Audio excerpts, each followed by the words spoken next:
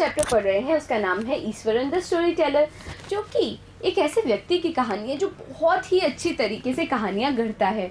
और हमने ये भी जाना कि कैसे एक साधारण सी बात जैसे कि पेड़ उखड़ा हुआ उसने देखा, इस बात को भी वो कितने नाटकीय तौर से कितना रोमांच भर के बताता था।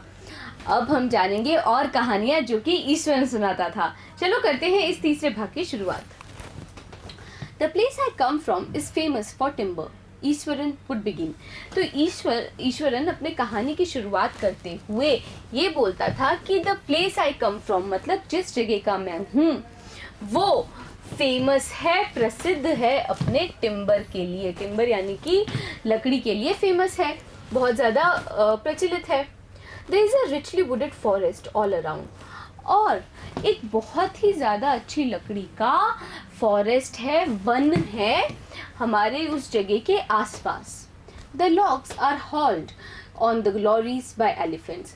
वो जो logs है, वो जो लकड़ी के लट्ठे हैं, वो हॉल किए जाते हैं, वो ढोए जाते हैं लॉरीज में, एलिफेंट्स के द्वारा। लॉरियों में एलिफेंट्स के द्वारा क्या किए जाते हैं? ढोए जाते हैं।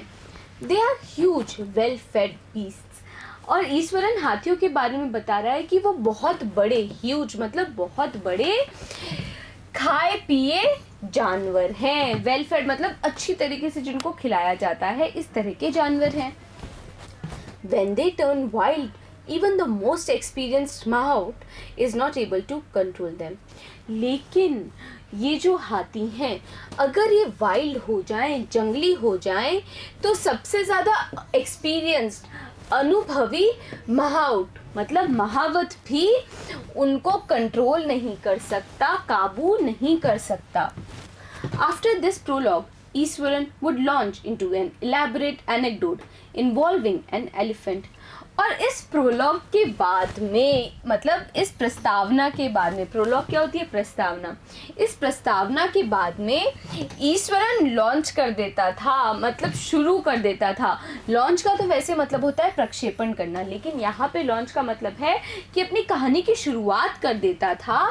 और कैसे करता था? एक इलैबोरेट मतलब एक विस्तृत एनेक्डोट, एक विस्तृत उस घटना का विवरण देते हुए जिसके अंदर इन्वॉल्विंग मतलब जिसके अंदर शामिल था एलिफेंट यानी कि हाथी। तो एक बहुत ही मज़ेदार कहानी की वो शुरुआत कर देता था, वो छोटी सी प्रस्तावना बताने के बाद कि हमारे उस गांव में लॉरियों के अंदर हाथियों द्वारा ही लकड़ी के जो लट्ठे होते थे उनको ढोया जाता था। One day a tusker escaped from the timber yard and began to roam about. तो कहानी कैसी है जो ईश्वरन बताता है कि एक दिन एक टस्कर यानी कि हाथी एस्केप कर गया, मतलब भाग निकला उस टिम्बर यार्ड से, उस लकड़ी के यार्ड से जहाँ पे लकड़ियों को लाया जाता है, काटा जाता है और लॉरियों में भरा जाता है। उस जगह से एक हाथी भाग निकला and began to roam about. और क्या करने लगा? वो रोम अबाउट करने लगा, मतलब वो इधर उधर भटकने लगा। स्टैम्पिंग ऑन बुशेस, और भटकते हुए वो बुशेस पर जो छोटी छोटी जो पौधे होते हैं उनके ऊपर स्टैम्प करने लगा, अपने पैर पटकने लगा। टीयरिंग वाइल्ड क्रीपर्स, और जो जंगली क्रीपर होते हैं, क्रीपर यानी कि बेल, जो जंगली बेल होती है उनको टीयरिंग अप करने लगा, उनको तोड़ने लगा।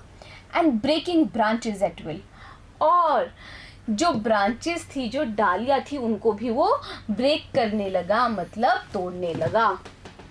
You know sir how an elephant behaves when it goes mad.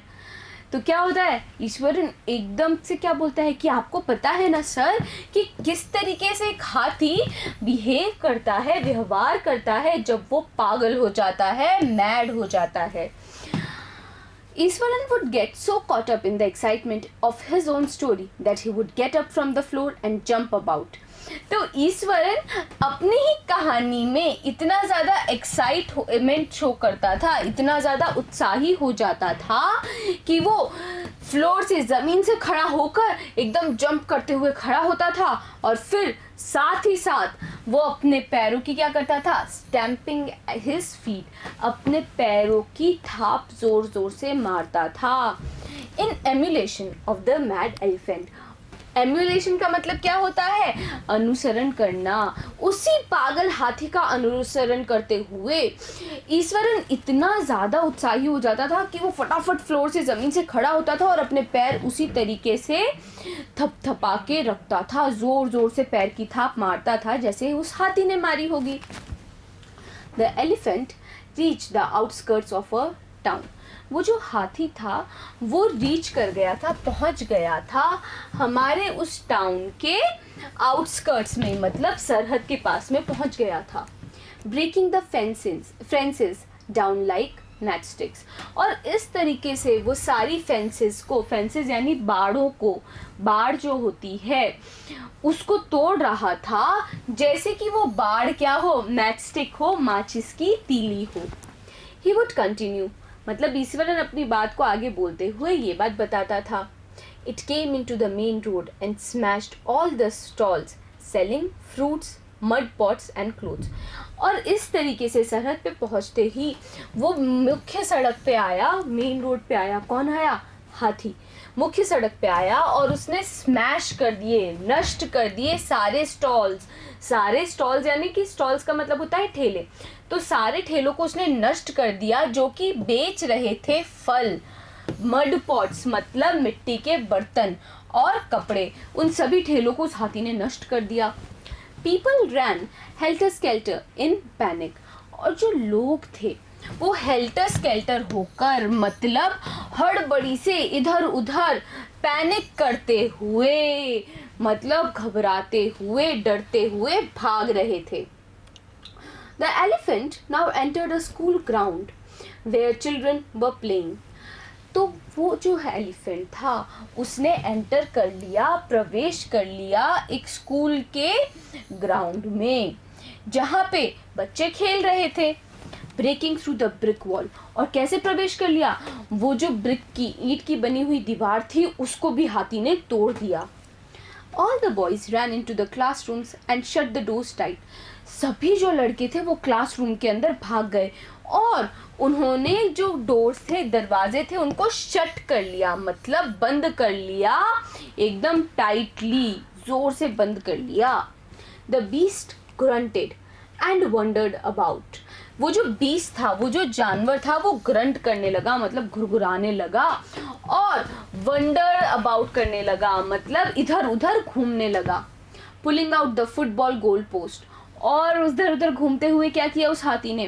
वो जो फुटबॉल का जो गोल करने की जो जगह थी उसको उखाड़ दिया। Tearing down the volleyball net. जो वॉलीबॉल खेलने की जो नेट थी उसको भी फाड़ दिया। Kicking and flattening the drum kept for water. और लात मारते हुए और सपाट करते हुए उस बड़े से ड्रम को जिसके अंदर पानी भरा हुआ था। तो ये सब कुछ हाथी कर रहा था। और क्या कर रहा था? And uprooting the shrubs. और वो जड़ से उखाड़ रहा था, अपरूट कर रहा था, मतलब जड़ से उखाड़ रहा था श्रब्स को। श्रब यानी कि छोटे पौधे, उनको वो उखाड़ रहा था। Meanwhile, all the teachers had climbed up to the terrace of the school building. इसी दौरान, meanwhile यानी इसी दौरान सभी टीचर, सभी अध्यापक climbed up कर गए, मतलब चढ़ गए टेरेस पर, छत पर स्कूल बिल्डिंग की। From there, they helplessly watched the depredations of the elephant. और वहाँ से ही वो सभी अध्यापक हेल्पलेसली, मतलब असहाय तरीके से देख रहे थे उस हाथी की डेप्रिडेशंस। डेप्रिडेशंस का मतलब क्या होता है? वो जो विध्वंस वो हाथी कर रहा था, वो बिल्कुल असहाय होकर अध्यापक देख रहे थे स्कूल की छत से। There was not a soul below on the ground. और ज़मीन पर एक भी जीव नहीं था। The streets were empty as if the inhabitants of the entire town had suddenly disappeared. जो सड़कें थी उस टाउन की वो इस तरीके से एम्प्टी हो गई थी, खाली हो गई थी, जैसे कि जो इनहैबिटेंट्स हैं, जो निवासी हैं उस पूरे टाउन के, इंटायर यानी कि पूरे, उस पूरे टाउन के जो निवासी हैं वो सडनली, अचानक से डिसअपियर हो गए हैं, गायब हो गए हैं। तो इस तरीके से कोई भी जीव नहीं दिख रहा था सड़क पर। तो हाँ जी बच्चों, मज़ा तो आ ही रहा होगा आप लोगों को कहानी में। भाई मज़ा क्यों नहीं आएगा, ईश्वरन अपनी कहानियों को इतने अच्छे ढंग से बताता है, इतना रोमांच उस कहानी में भर देता है। लेकिन हमें ये जानना है कि उस हाथी का क्या हुआ। क्या वो हाथी चला गया या उसने पूरे स्कूल का नाश कर दिया? जानेंगे हम अगले भाग में। बने रहिएगा मेरे साथ, मिलते हैं अगली वीडियो में।